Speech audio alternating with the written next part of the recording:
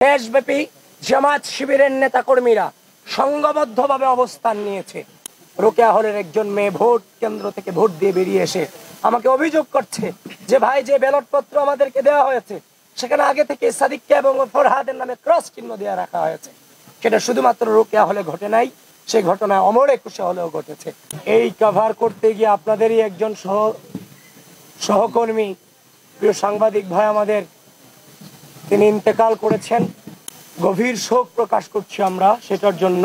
এলএমই certified বিশ্বসেরা কপারে তৈরি Walton cables, যা আপনার স্থাপনাকে রাখবে সব সময় নিরাপদ। ঢাকা বিশ্ববিদ্যালয়ের শিক্ষার্থীদেরকে আমি শুভেচ্ছা জানাচ্ছি যে সকল প্রতিকূলতাকে উপেক্ষা করে তারা তাদের জায়গা থেকে দায়িত্ব পালনের চেষ্টা করে গেছেন ভোটাধিকার প্রয়োগের মধ্য দিয়ে।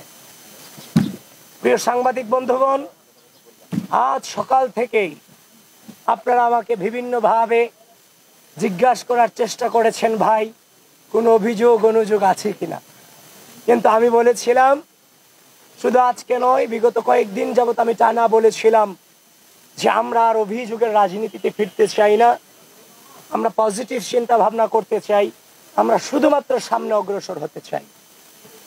আমরা ভেবেছিলাম গণঅভ্যুত্থান পরবর্তী সময়ে এই ঢাকা বিশ্ববিদ্যালয়ের মাটি থেকে যেমনভাবে ফ্যাসিস্টকে বিতাড়িত করা হয়েছে, রাজনৈতিক অপসংস্কৃতিকে বিতাড়িত করা হয়েছে, ঠিক একইভাবে এই ঢাকা বিশ্ববিদ্যালয়ের মাটি থেকে গোটা বাংলাদেশ ব্যাপী রাজনৈতিক সুন্দর সংস্কৃতিকে উপহার দিব এই ডাকসু নির্বাচনের মধ্য দিয়ে। আপনারা দেখেছেন সকাল থেকে, গতকালকে আমি আপনাদেরকে জানিয়েছি যে আমার উপর, আমার সকল কর্মকাণ্ডের উপর অনলাইনে সাইবার অ্যাটাক হচ্ছে, সংবাদ সম্মেলন করেছিলাম। ঠিক একইভাবে আজকে সকাল থেকে আবারও অপপ্রচার করা হয়েছে আমার এগেনস্টে।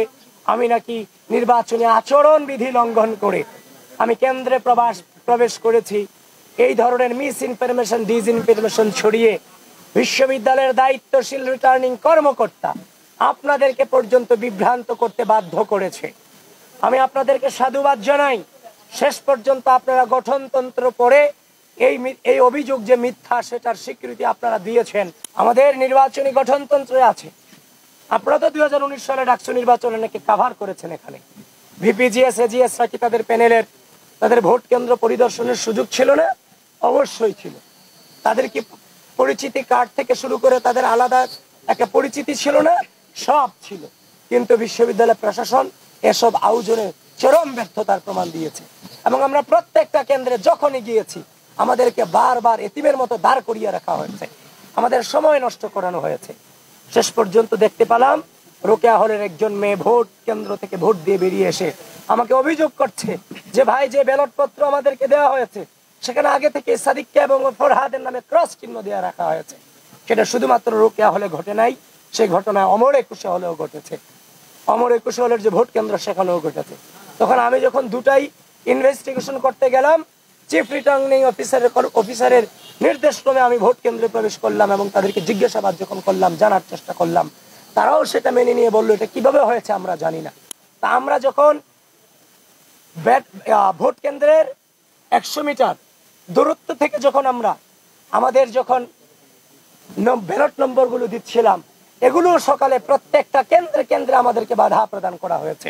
আমরা ইতিমধ্যেই দেখতে পাচ্ছি নীলক্ষেত, কাটাবন, চাংখারপুল, চারদিক থেকে দেশব্যাপী জামাত শিবিরের নেতাকর্মীরা সংঘবদ্ধভাবে অবস্থান নিয়েছে। ঢাকা বিশ্ববিদ্যালয় প্রশাসন এবং রাষ্ট্রীয় প্রশাসন, নির্বাচন কমিশন, আমি আপনাদের সকলের প্রতি আহ্বান জানাচ্ছি, খুব দ্রুত এই ধরনের সন্ত্রাসী অবস্থান থেকে আমাদের ক্যাম্পাসের এরিয়াকে, ক্যাম্পাসের আশপাশ এরিয়াকে আপনারা মুক্ত করুন।